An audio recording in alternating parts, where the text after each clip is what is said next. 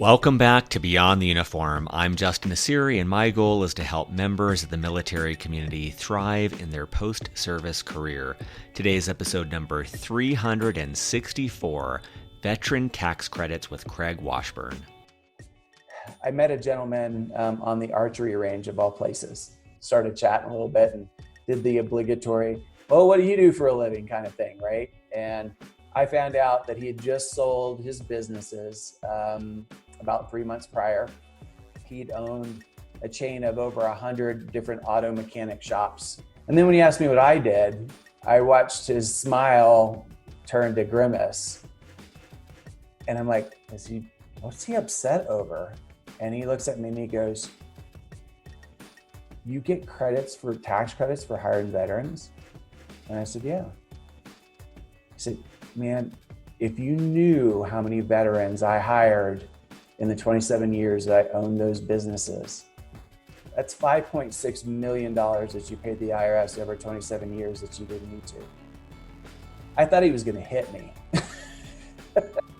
My guest today, Craig, is a serial entrepreneur whose current company, Veteran Tax Credits, is relevant to all of our listeners. First of all, if you are a veteran seeking a job, Craig talks about how the government provides tax credits for any employer who hires you. This is a financial benefit to employers that could play a deciding role in your next job offer, so it's worthy of your attention. Second, if you're an employer, Craig talks about a tax incentive surprisingly few businesses know about. He'll walk you through what you need to do to take full advantage of this benefit. In addition, we talk about entrepreneurship, partnerships, and more.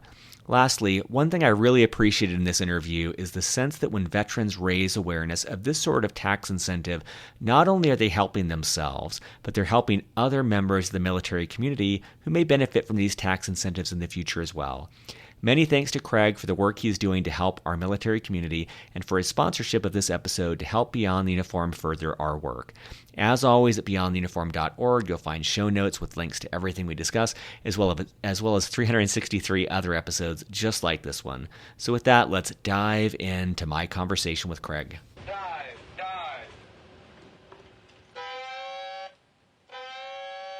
Well, joining me today, a hop, skip, and a jump away from Denver here in Castle Rock, Colorado, my guest is Craig Washburn. Craig, welcome to Beyond the Uniform. Thank you so much for having me. So for listeners, let me give you some background on Craig. He is the founder and CEO of VTC, Veterans Tax Credits. VTC helps veterans get pre-certified and find gainful employment through their partnerships. They also help companies find outstanding veteran talent and collect valuable tax credits for employing them.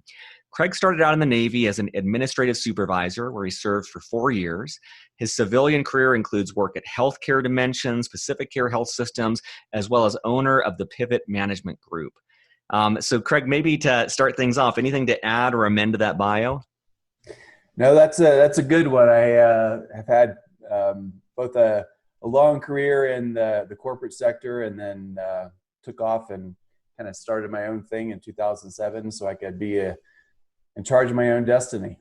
Awesome. Well, let's start maybe on that thread of you got back out of the Navy back in 1994. Well, take us through that decision-making process and what the transition was like for you. So the decision process actually started pretty early in my Navy career. So, I came into the Navy just before the start of the Gulf War.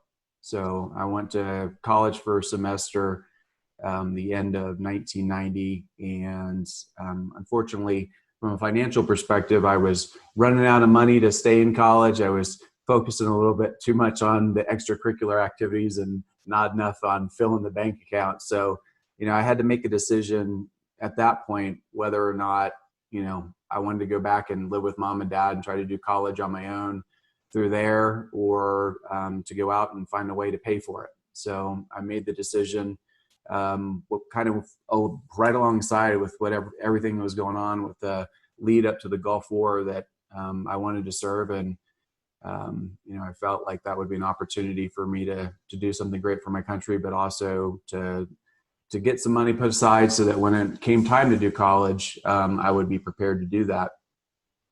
And, when I made that decision to kind of step out on my own and leave the financial support of my parents, it was really a catalyst for me, and began um, how I was going to approach life and career for the rest of my life. I decided that if I'm going to do this, I'm going to do it to the best of my ability, and um, I'm going to put everything that I have into it. So when I went into the Navy, that's what I did. I went into my technical school, you know, graduated top of my class, had the ability to accelerate advance from there. My first command was an HSL squadron. It was the training squadron for out of Mayport. And, I got there, and because of my decision and my work ethic, it didn't take long before I had the XO and my department head saying, "Hey, if you're going to stay in, we'd love to be able to support a package to send you to the academy." And I was, flattered and shocked by the offer.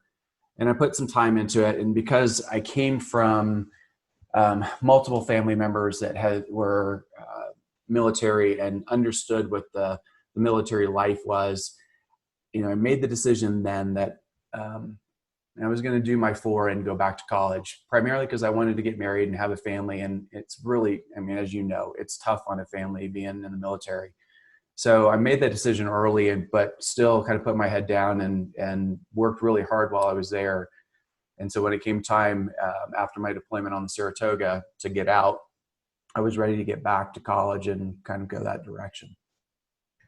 And I want to spend more time kind of talking about your entrepreneurial journey, but what do you want listeners to know about that period between departing the military and starting your first company, the Pivot Management Group? Well, so, post military, I went back to college for a couple of years, and then was running a health club on the side as a manager, as a supervisor during that college time, and then had an opportunity to take over and actually run a club on my own. And then I, left that and went into the financial arena for a little while before going back to school and getting my degree. The biggest thing that I tell veterans that I talk to today about that transition and what to expect is, number one, it takes a little bit longer than you think it's going to.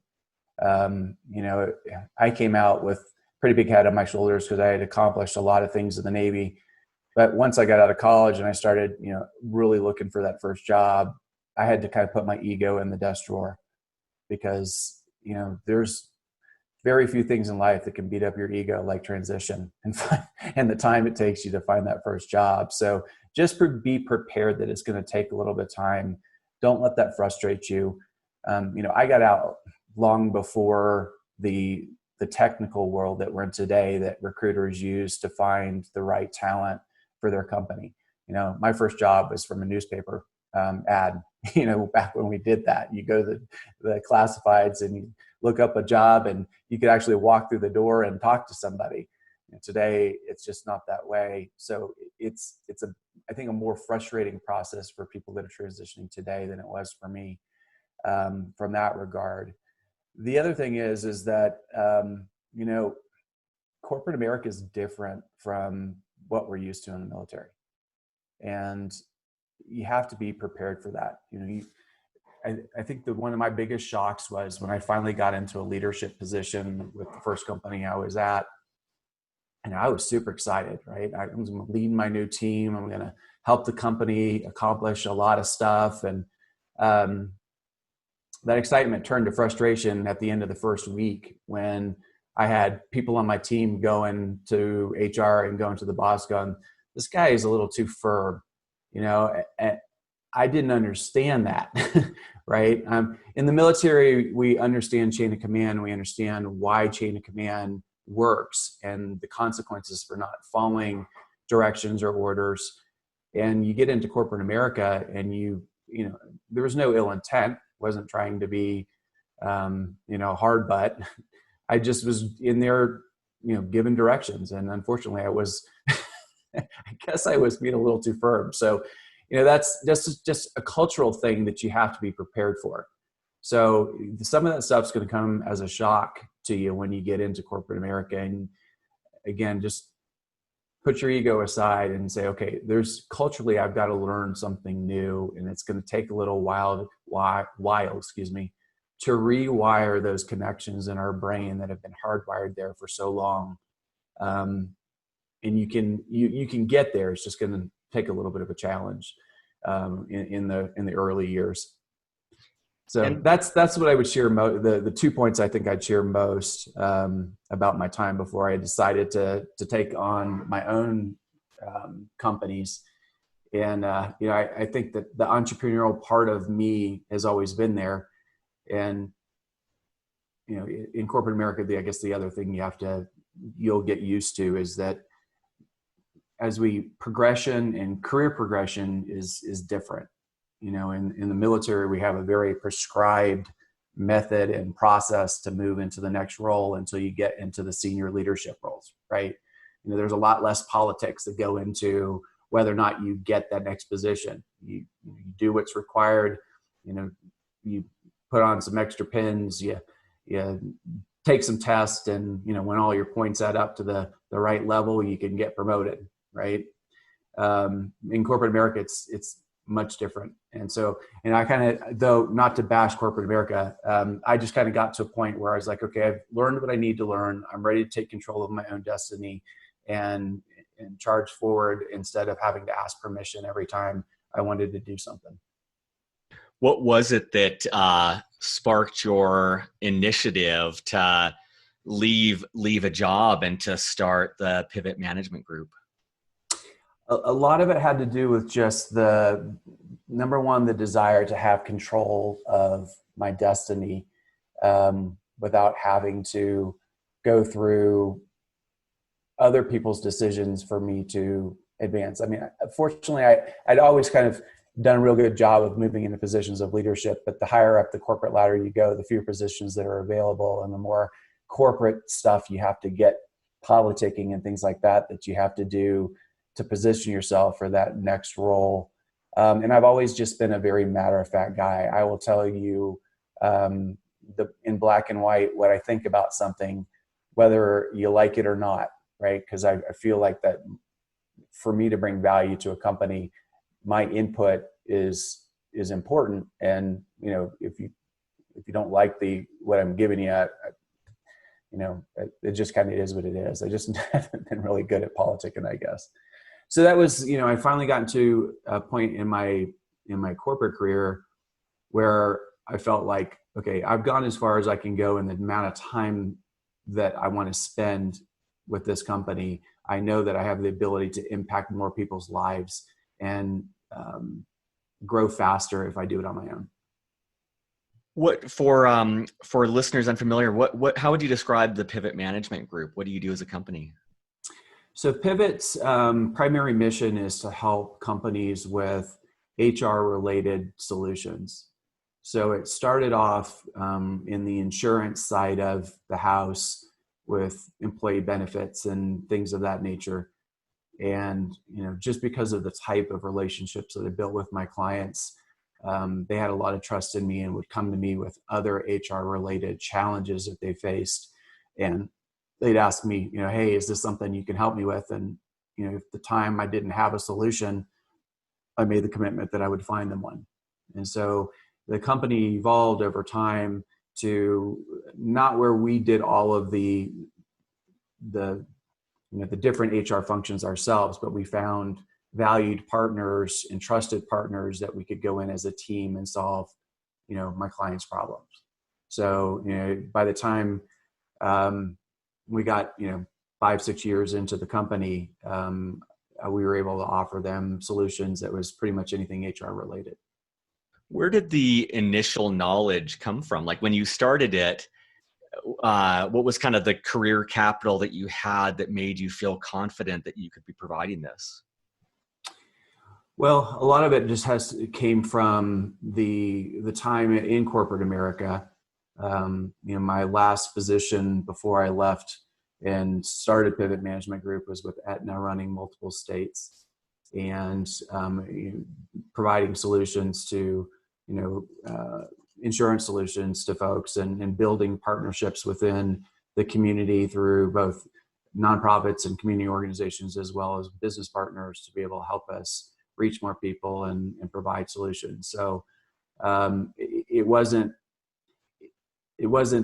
anything new. I kind of built up that confidence and knowledge base to know that I could make an impact and help from that perspective.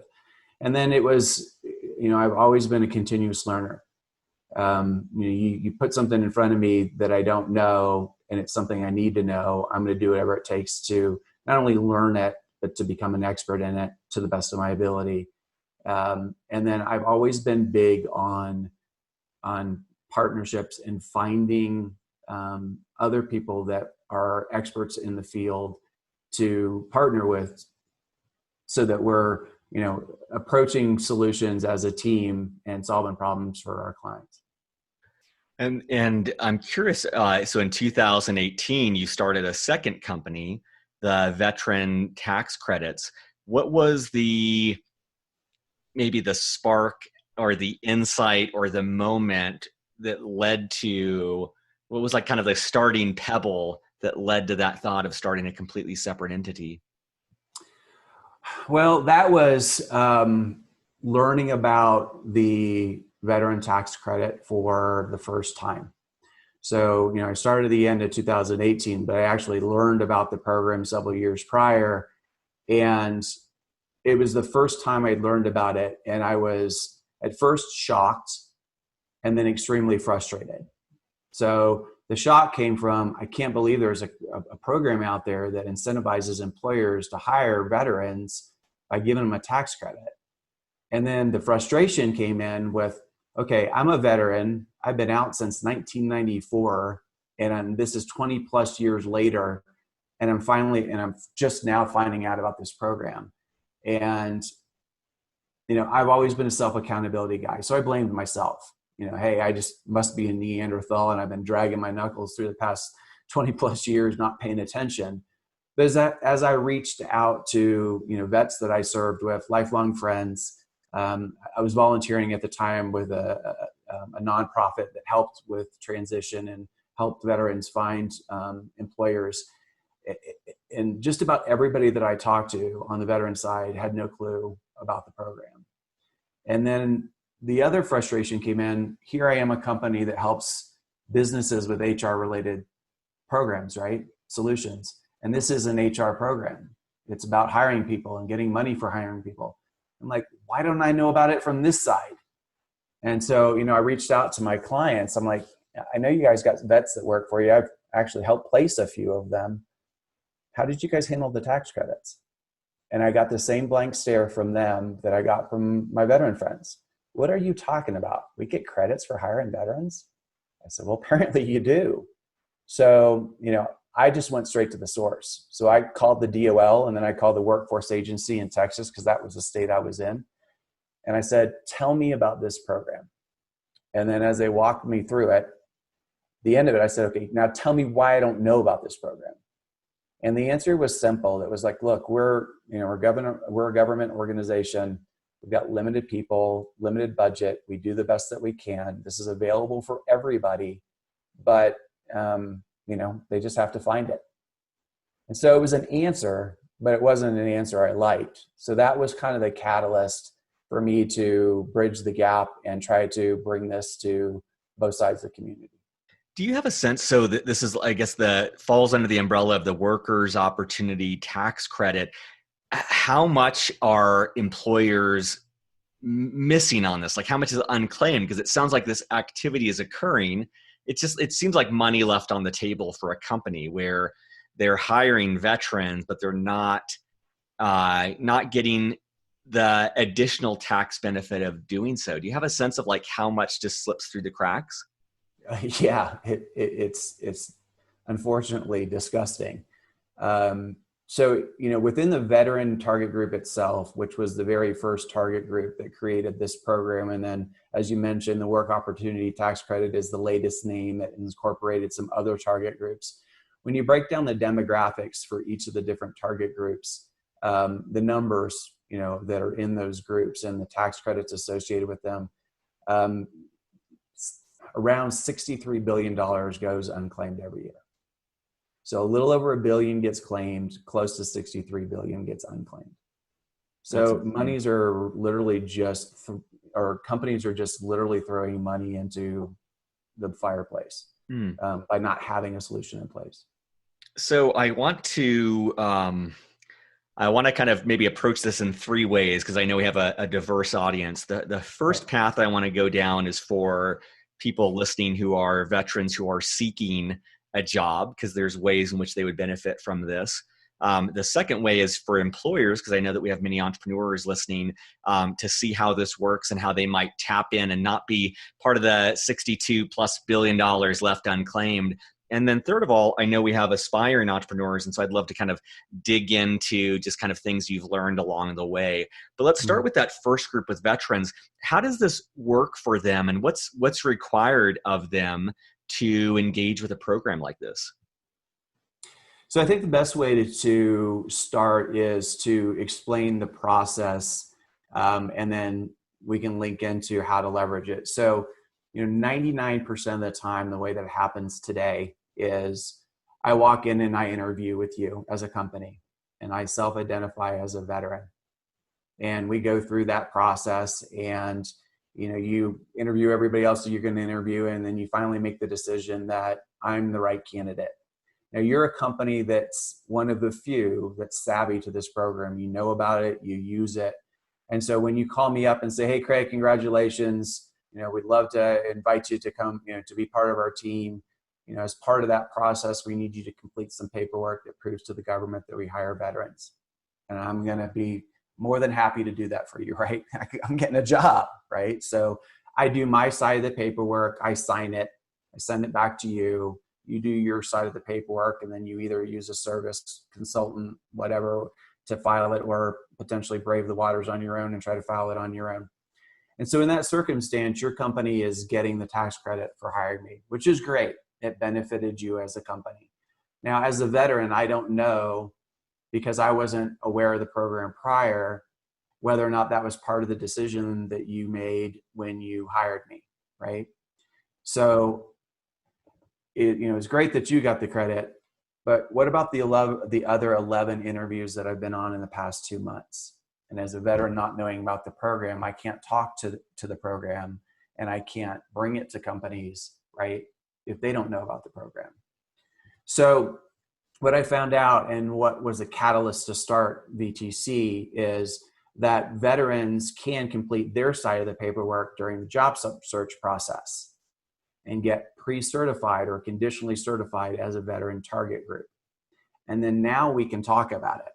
Now, before VTC, the way you had to do it, you'd have to go down to your workforce agency office with your DD-214 in hand, and if you're service-connected disabled, with your rating letter in hand, and they would do the pre-certifications for you there. Now, that's great, number one, if you know about the program and you're close enough to drive to it, but if you're 200 miles away from an office, are you going to get in your truck or your car and drive to go do that? There was no online resource available for it. So as I understood from the consulting side, consultants are able to handle both sides of the paperwork and submit it to the government for processing. That was the question I asked the DOL. I was like, can I do their paperwork for them and submit it to you as a consultant? Would you still process their side of the paperwork? And they said that they would. And I'm like, I'm in. So I started the development of the veteran side of the platform. So, the process for vets is easy. You go in, you complete the surveys online, you register at veterentaxcredits.com, and you upload your documentation. We submit that to the government for processing. They're going to send you a packet in the mail, and this is a federal program, so it works in all 50 states. So it doesn't matter, which of the agencies send you the packet. You can take that form with you because it's a federal form and apply to jobs anywhere you want, and it's going to work in all places. But it's a government form. And so if you're a company and don't understand what that form is and don't know what to do with it, it kind of loses the leverage from the veteran side. So we create a letter for you that it markets you to that company as a veteran. And then it points them back to our site where they can upload your profile code and they'll be able to see your profile. So you'll be able to upload a resume, put in all your skill sets, put in your LinkedIn URL. And if you want to upload an introduction video, we can do that for you too. And essentially it's, for you to use in your interview, because 99% of the time, if your interviewer's worth their salt, at the end of the interview, they're going to ask you, thanks for coming in, Justin. Is there anything else that you'd like to share before we conclude this interview? And that gives you an opportunity to thank them and to talk about your last minute pitch on why you feel like you're the best person for this position. And then you say, by the way, I've done some paperwork to get pre-certified for a veteran tax credit. Should you decide I'm the right candidate to hire, here's a letter that explains it all. And so that gives that employer something now that's tangible, that they can go in and look at your profile, find out how much of a tax credit you're worth, learn more about the program, and see if it's something that they want to include in their business decision when they get down to final candidates, if you're one of the candidates. With the intent being that they hire you whether you were the first veteran they hired or number 100, for them to get the tax credit for the first time and connect the dots mentally. Go, I got great talent. I got money back in my budget I wasn't expecting. Maybe we should be hiring more veterans. And so that's how we leverage it as the veteran. I love that, because, and correct me if I'm wrong on this, but it almost sounds like a reversal of a traditional recruiter. And, typically a recruiter would go to a company and say, hey, I've got this great candidate, and if you hire them, I get 10 to 20% of their starting salary. So right. the company ends up paying to hire this person. Whereas in this case, the company makes money for hiring one of these veterans. And I don't imagine that would shift a company from a no to a yes on a candidate. But if you're looking at 3, 5, 10 people and having difficulty deciding, and they're all qualified, and that one of them is going to put money, immediately back in the company's bank account, that might be a deciding factor. So that sounds pretty compelling. Yeah. And you think about today's environment with COVID, companies need every dollar that they can get to recover. And so though this program has been an advantage for us on the veteran side, if we leveraged it for a long time, today it's even more apropos because the companies may need that additional dollars. So it's definitely valuable and can sway a company into making the decision that you're the right candidate. And that's what the intent of the Department of Labor program is. What are the restrictions around, can a veteran only qualify this for once or for 10 jobs? And then also, does it only apply if they're on active duty or if they've been out for a couple of years? Like, who does this apply to? So this is a program that follows us as a veteran for our entire working career. So this program has been around since post-World War II, so 7.5 decades old. There's only been about a 3-month gap where it went into hiatus, but then it was retroed back. So, if you include the retro, there's never been a break in this program since it started. And I don't anticipate that it will ever go away, because do you want to be the administration that takes away a tax credit for hiring veterans? Probably not the smartest thing from a political perspective to let it sunset and never be there for our vets. But so the qualifications are around unemployment, with a caveat being transition. So the only 2 qualifiers that could potentially preclude you is, one is you have to have 180 days of active duty service. So even somebody who's been 20 years, 25 years as reserve, if they've deployed and done at least 180 days active service cumulatively, then they qualify for the program. The other is around discharge. So if you're dishonorably discharged, unfortunately, you lose this credit, this advantage. But those are really the only 2 qualifications as far as that can take you out of the program. The other ones are around unemployment. So transitioning, we automatically qualify for the max level credits. And that is either $5,600 or $9,600, depending on whether or not you're service-connected disabled of at least 10% or more. So if you're coming out with zero, disability, then you're worth $5,600 to the first company who hires you. If you're 10% or more, you're worth $9,600. So almost 10 grand. Once you have start employment after you transition, then your clock starts ticking. So the way that the states validate you for future credits is based on unemployment times. And those two thresholds are at least 4 weeks in the past 12 months or 6 months or longer. Okay. So, if you get recruited away from another company, so let's say I'm working for Lockheed Martin and Northrop Grumman calls me up and says, hey, I got a great position, and I start, I leave on a Friday at Lockheed and I start on a Monday. Well, there's been no gap of an employment, so I'm not going to come with a credit. But if I'm looking for a job, meaning I've left employment, whether that was because I wanted to or because unfortunately I was laid off or whatever the reason was, if I stopped working today and started the job search process tomorrow, by the time I refine my resume, start applying to jobs online, win the lottery and actually get an interview set up, and then that company goes through its process of interviewing other candidates and making decisions, second interviews, third interviews, all that, it's going to be 2 to 3 months before I get my butt in a new seat, right? So chances are, if I'm looking for work, there's going to be at least a 4-week gap between the time that I leave and the time I start a new employment. So I'm going to come with at least $2,400 in tax credits. Now, if it takes me 6 months or longer, it's either 56 or 96 again, depending on whether or not I'm service-connected disabled.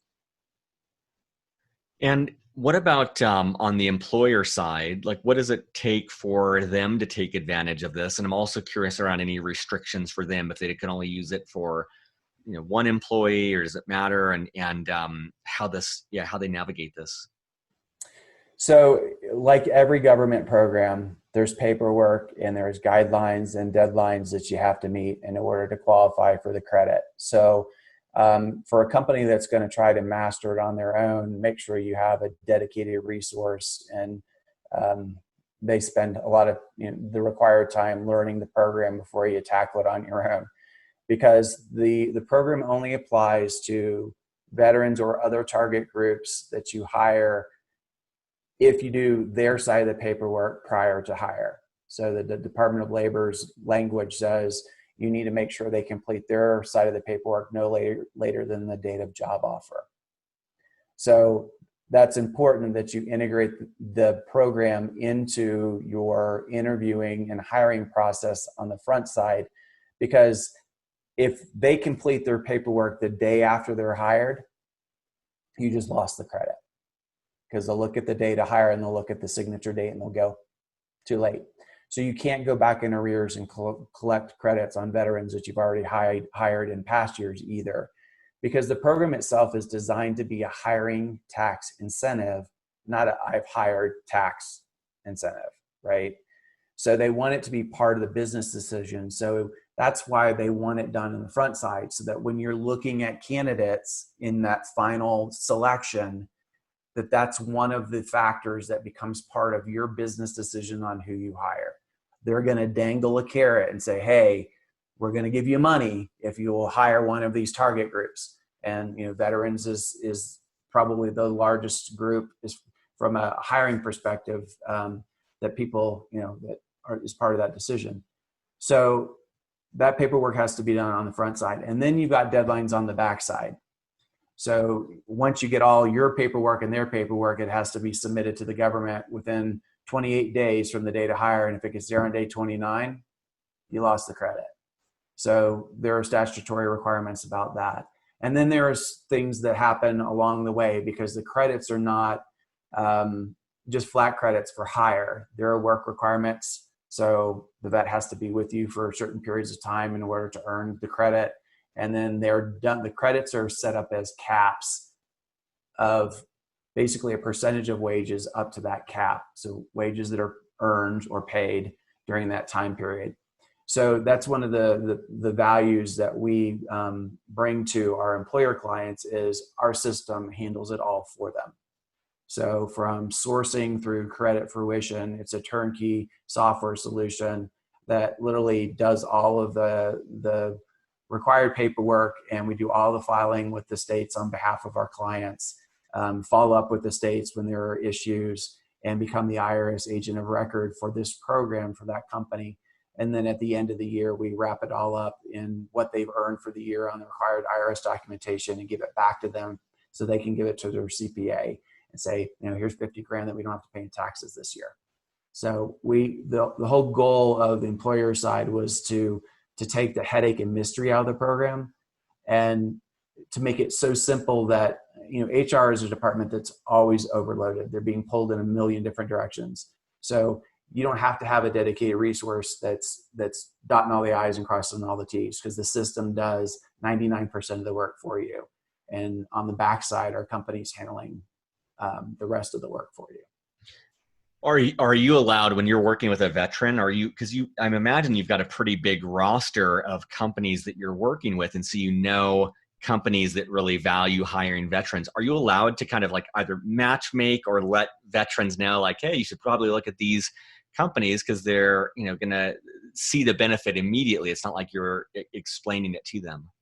Yeah, so that's what I call the icing on the cake of our program and platform is, we start with exposure. Number one, in helping, getting exposure to both the veteran and the business community around this program. And then the next part of it's the connection. So veterans are coming into our system, getting pre-certified, using our letter to go out and look for work. But they also have the ability to see the employers that are part of our program and can learn about those companies, apply to an internal job bank from those companies that are posting jobs internally. So they can apply to open jobs.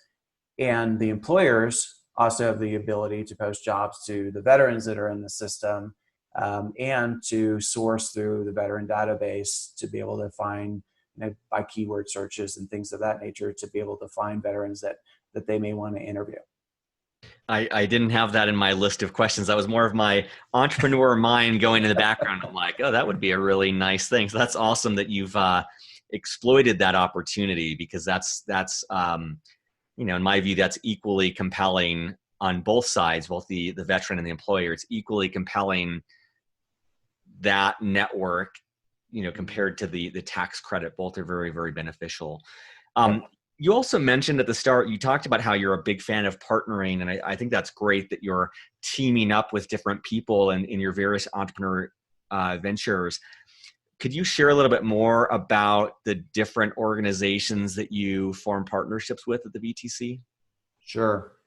So, I learned early in life, in my corporate life and military too, that it's a whole lot easier to accomplish objectives if you go in it as a team. And so, my objective with the partnerships that I form at VTC is to work with organizations both on the nonprofit side and veteran-focused for-profits that are in the community, helping veterans and helping veterans with opportunities with employers. So, I look for organizations that their primary objective is the veteran. Right now, unfortunately, within any industry and in the military community or the veteran community, there are companies, unfortunately, that enter that are thinking more about the money than they are the veteran. I call those the sharks. But they're there, but they don't last long. So, I'm really focused on making sure that we get the right organizations that have the veteran and the military family as their primary goal, right? And if they can make a little bit of money or get funding along the way to keep them afloat to continue to accomplish their mission, then that's great, as long as the money isn't the primary motivator.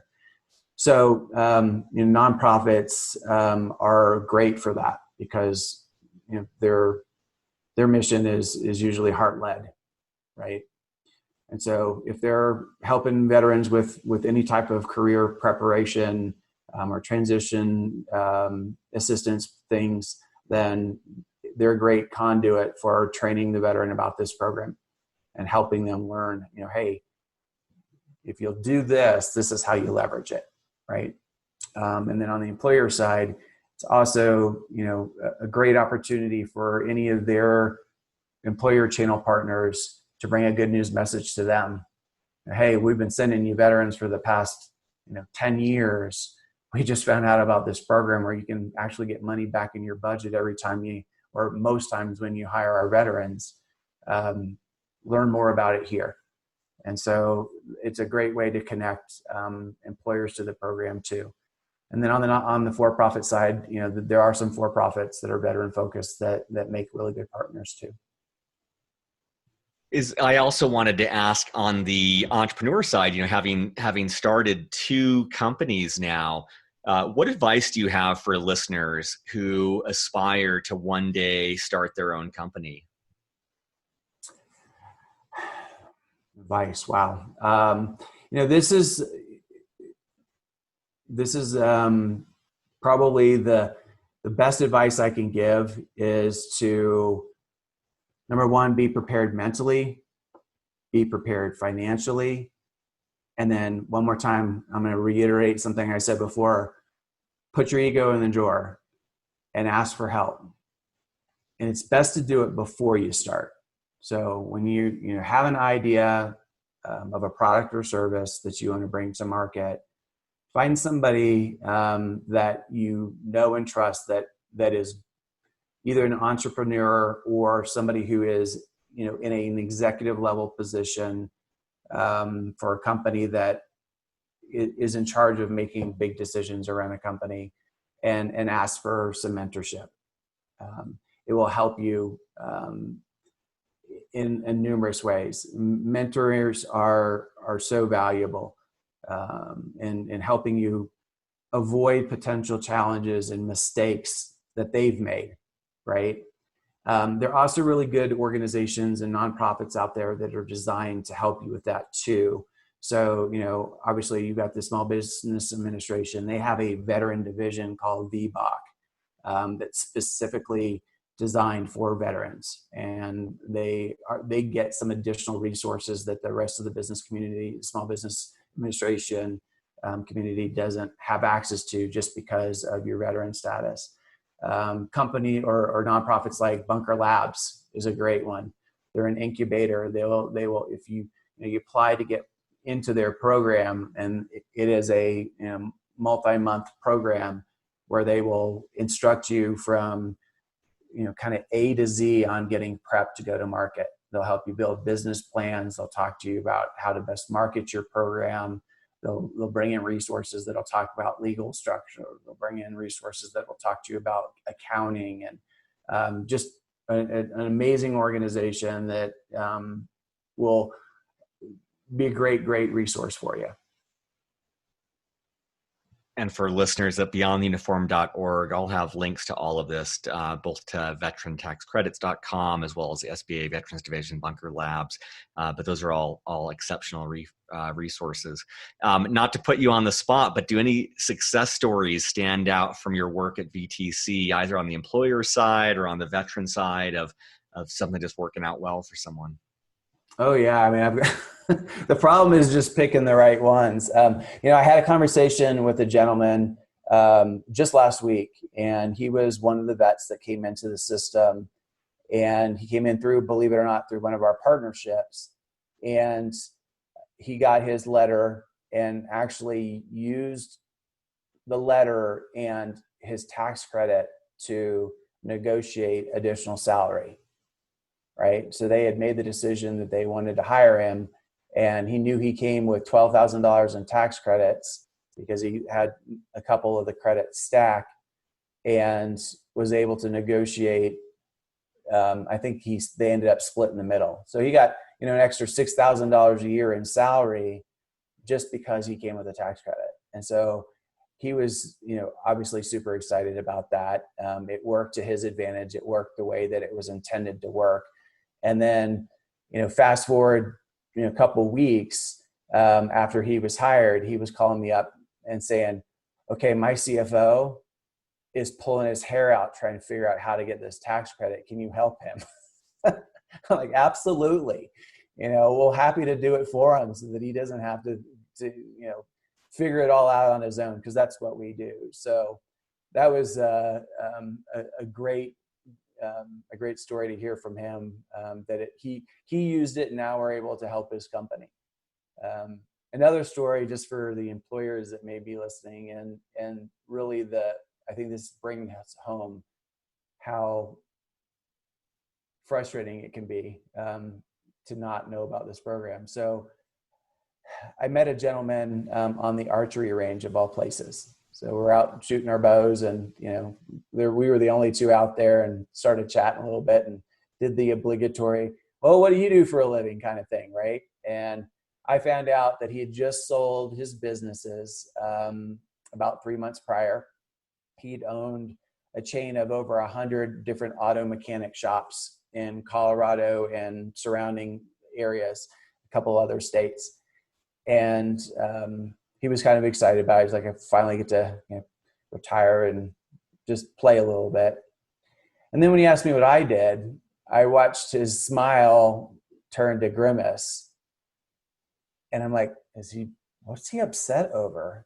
And he looks at me and he goes, you get tax credits for hiring veterans? And I said, yeah. He said, man, if you knew how many veterans I hired in the 27 years that I owned those businesses, because I used to go to the bases and hire them directly off the bases when they transitioned, because they were some of my best employees, right? Diesel mechanics, and Fort Carson, just trove of folks that he could hire. And I said, well, how many do you think that you hired? And he goes, well over 1,000. And I said, well, okay, let's do the math. I said, let's just say it's 1,000. And none of them were service connected disabled, and they were just regular veterans. That's $5,600 times 1,000. That's $5.6 million that you paid the IRS over 27 years that you didn't need to. I thought he was going to hit me. He was so upset. I'm like, could that have helped you grow faster? He goes, I'd easily have more money in my kitty right now to play with in my retirement. So, I mean, that's the unfortunate side of this, is that if we don't take ownership of this, and this is what I tell all my vet friends and the vets that are in this program, the DOL has a great program.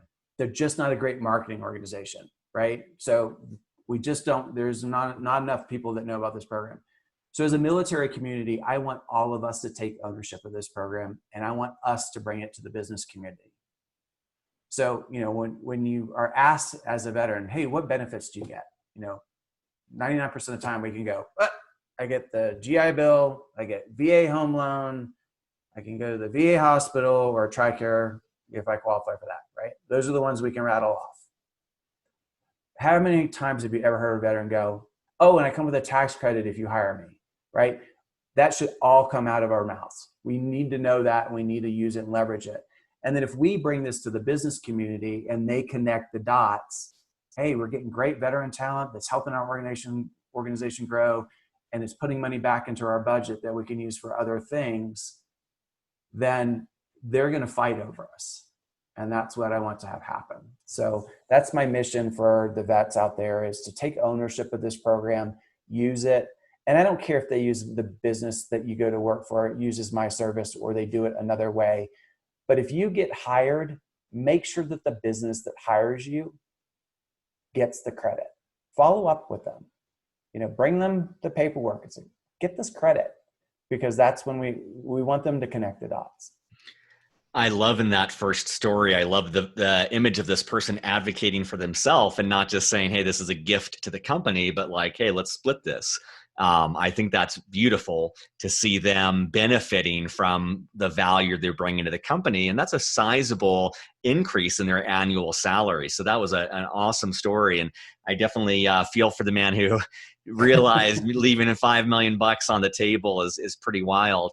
But I also want to point out what you said of this thought that for listeners who bring this to an employer, they're helping out the broader military ecosystem. I hadn't put that together until you said it, but it's like by letting them realize the added benefit to hiring a military veteran, they're going to be slightly more likely to do so. And that benefits our community. So I love that sense of paying it forward to others.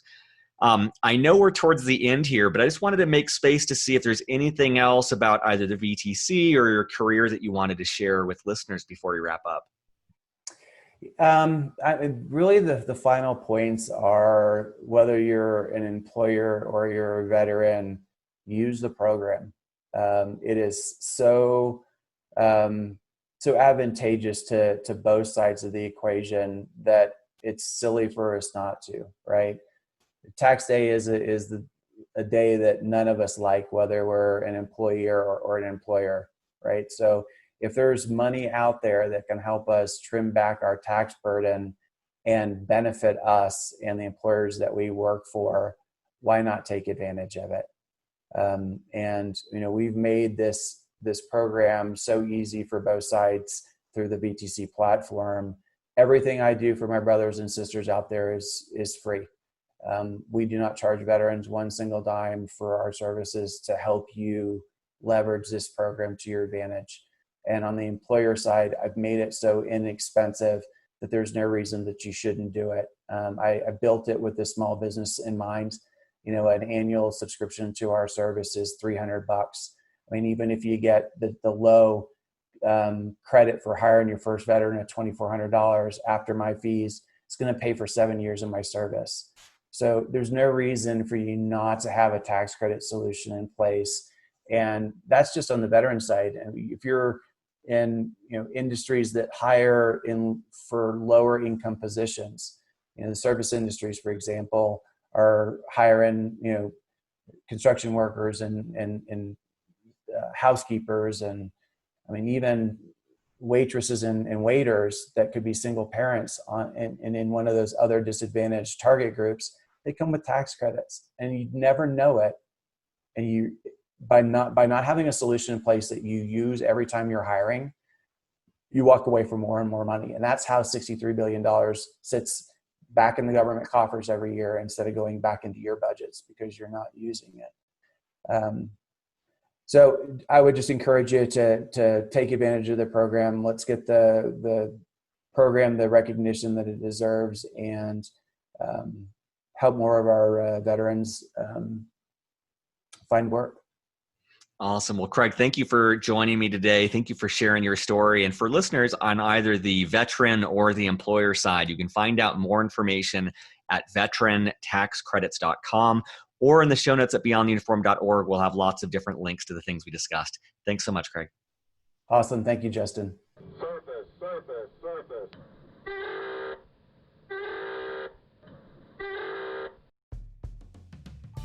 Beyond the Uniform is written and produced by me, Justin Nassiri, with help from our Chief of Staff, Steve Bain, and our editor, Kathleen Dillon. We are an all-volunteer organization and would greatly appreciate your help in any of the following ways. First, spread the word. Beyond the Uniform has over 330 podcast episodes and 15 on-demand webinars, all offered for free. Help us spread the word on social media, at military bases, or whatever gets this resource in front of more men and women who need it. Positive reviews on iTunes go a long way towards this as well. Second, sponsorship. Beyond the Uniform relies on sponsorship to keep us going. There is so much more we'd like to do, but we don't have nearly the resources to do so. If you know of a company that would like to advertise in any way with Beyond the Uniform, please send them to beyondtheuniform.org. Third, donations. If you're in a financial position to donate, you can find more information on the support section of beyondtheuniform.org. At our website, beyondtheuniform.org, you'll also find 330 plus episodes categorized by industry, functional role, and more. You'll find a link for live events, typically 4 per month. You'll also find both free and for purchase books that take a deeper dive on topics related to career growth. Thank you for your support as we aim to help members of the military and their families thrive in their post-military career and life.